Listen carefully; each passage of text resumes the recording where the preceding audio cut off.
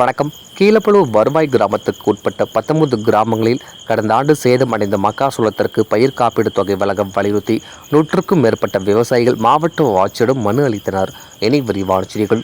அரியலூர் மாவட்டத்தில் டெல்டா பகுதியாக உள்ள திருமானூர் ஒன்றியத்தில் கடந்த ஆண்டு புல்லாமடி வாய்க்காலில் தண்ணீர் திறந்து விடாத காரணத்தால் பல்வேறு கிராமங்களில் மானாவாரி பயிராக மக்காசோளத்தை விவசாயிகள் சாகுபடி செய்திருந்தனர்.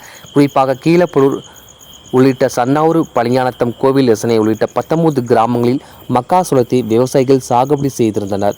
இந்நிலையில் உரிய காலத்தில் மழை பெய்யாத காரணத்தால் மக்காசோளம் பெருமளவில் பாதிக்கப்பட்டது. இது குறித்து விவசாயிகளின் கோரிக்கையை எடுத்து வேளாண் துறை அதிகாரிகள் ஆய்வு செய்தனர். இதன் கீழ் பாதிக்கப்பட்ட விவசாயிகளுக்கு தமிழ்நாடு அரசு நிவாரணத் தொகை வழங்கியது.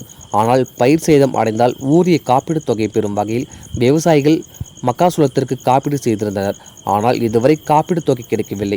இது குறித்து பல முறை புகார் அளித்தும் மாவட்ட நிர்வாகம் எவ்வித நடவடிக்கையும் எடுக்கவில்லை. ஆனால் மக்காசோளம் பாதிக்கப்பட்ட மற்ற பகுதிகள் மற்றும் அண்டை மாவட்டங்களுக்கு பயிர் காப்பீட்டு தொகை வழங்கப்பட்டுள்ளது. எனவே எங்களுக்கும் பாதிக்கப்பட்ட மக்காசோளத்திற்கு பயிர் காப்பீடு தொகை வழங்க மாவட்ட நிர்வாகம் நடவடிக்கை எடுக்க வேண்டும் என விவசாயிகள் மனுவில் தெரிவித்துள்ளனர். டிஎன் செய்திகளுக்காக அரியலூர் மாவட்ட செய்தி எஸ்பி ரவிச்சந்திரன். என் பேர் ரமேஷ், ஊர் பழிஞானத்தம், திருமானூர் ஒன்றியம். நான் வந்து கீழே பிற்கால வரோம். இப்போ எங்களுக்கு வந்து போன வருஷம் புள்ளமுடிக்க தண்ணி வராமல் போனதால கிட்டத்தட்ட ஒரு 10 கிராமம் பூரா சோளம் மக்காச்சோளம் பயிர் செஞ்சிருந்தோம். பயிர் செஞ்சதில் கிட்டத்தட்ட மழை வந்து பார்த்திங்கன்னா விதை போட்டப்போ மழை பெய்யல, திரும்ப அது முளைச்சி வரப்போ மழை அதிகமாக பெஞ்சு ரொம்ப மோசமாக போயிடுச்சு. அப்போ நாங்கள் வேளாண்மை சொல்லி அவங்க வந்து பார்வையிட்டு இது பாதிச்சிருக்கு, உண்மையிலேயே பாதிச்சிருக்குன்னு சொல்லி அவங்க கணக்கெடுத்து போயிருந்தாங்க. அதுக்கு முன்னாடி அதன் பிறகு டாக்குமெண்ட்லாம் கேட்டாங்க, கொடுத்தோம். அப்பயும் வந்து கரெக்டாக மனு கொடுத்து அவங்க அதை ஆய்வு செஞ்சு சரியான நிவாரணம் கொடுத்துட்டாங்க. சரி, உண்மையிலேயே பாதிச்சிருக்கு. கிட்டத்தட்ட அவங்க கணக்கெடுத்து பார்க்கும்போது ஏக்கருக்கு 2 கூட தேரல. அது ஏன்னா கிட்டத்தட்ட ஏக்கருக்கு 25,000 செலவாயிருக்கு. உண்மையிலே பாதிச்சுன்னு சொல்லி கணக்கெடுத்து பார்த்துட்டு சரி நிவாரணம் கொடுக்கணும்னு சொல்லி கவர்மெண்ட்டே அலாட் பண்ணி நிவாரணம் கொடுத்துட்டாங்க. அதுலேயும் பார்த்தீங்கன்னா ஒரு சில பேருக்கு 100 பேருக்கு திரும்ப டாக்குமெண்ட்டை வாங்கி தராமல் வச்சுருக்காங்க. அதுவும் பெண்டிங்கில் இருக்குது. அது மாதிரி நிவாரணம் வழங்கி பாதிக்கப்பட்டதுன்னு சொல்லி நிவாரணமே வழங்கிட்டாங்க.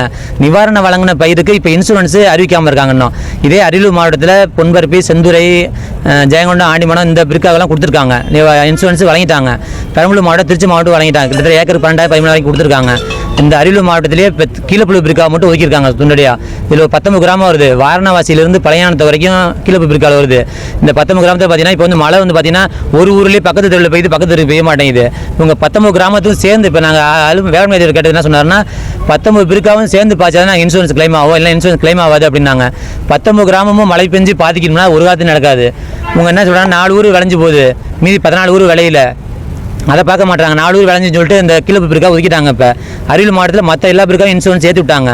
1.5 மாதம் ஆகிப்போச்சு. இப்போ எங்களுக்கு இன்னும் ஏற்றலை. என்ன கேட்டால் இதான் சொல்கிறாங்க, 19 பிரிக்காவும் பாதிக்கணும் அப்படிங்கிறாங்க.